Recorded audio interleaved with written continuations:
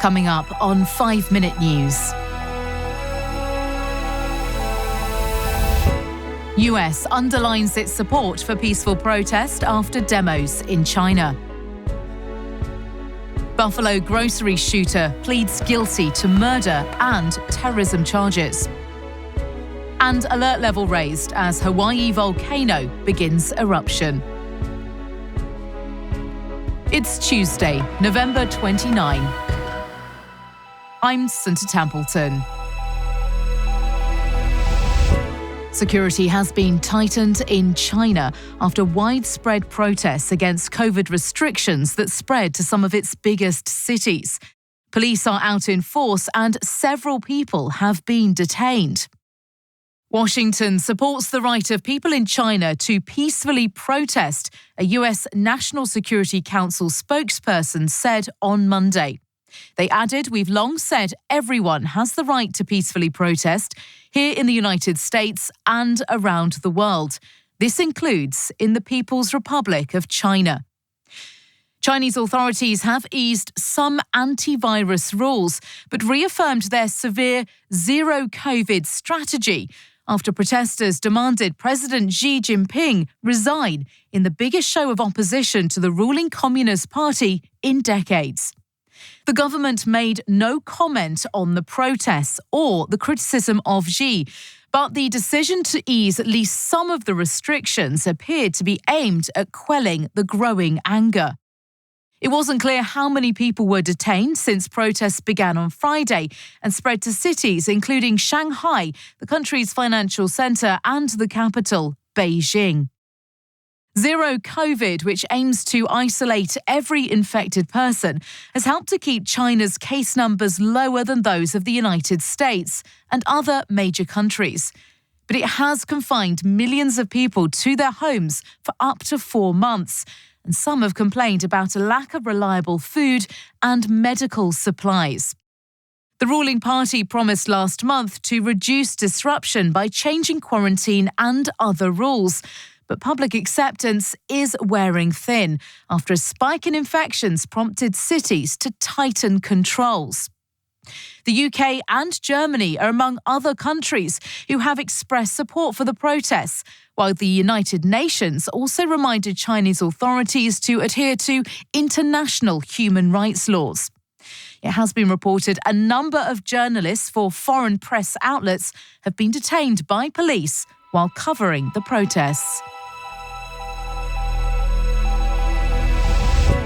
An avowed white supremacist pleaded guilty on Monday to first-degree murder in a mass shooting in May that killed 10 people at a supermarket in a predominantly black neighborhood of Buffalo, New York. At a hearing, 19-year-old Peyton Gendron pleaded guilty to multiple counts related to the shooting, including a charge of domestic terrorism motivated by hate. Gendron was accused of carrying out the attack, which also wounded 3 other people, with the intention of killing as many African Americans as he could. It was established beyond a reasonable doubt that he had this gruesome motive, that in just over 2 minutes, he murdered as many African Americans as he could, Erie County District Attorney John Flynn said at a press conference after the plea. He added, "Justice has been done today." Gendron, who was 18 at the time of the attack, initially pleaded not guilty after a grand jury returned an indictment in June.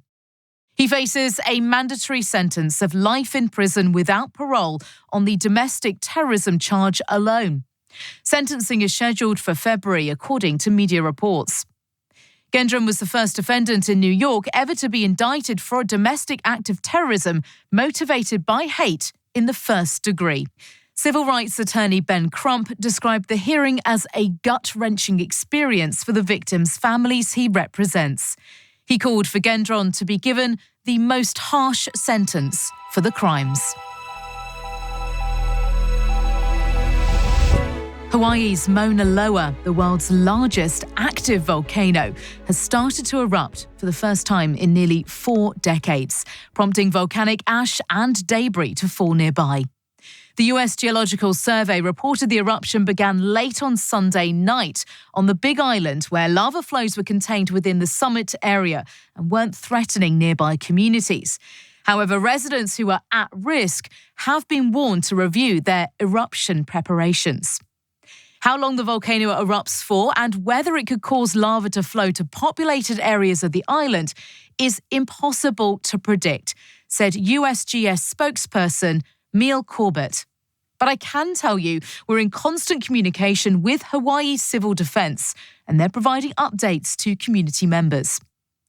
Scientists had been on alert because of a recent spike in earthquakes at the summit of the volcano, which last erupted in 1984.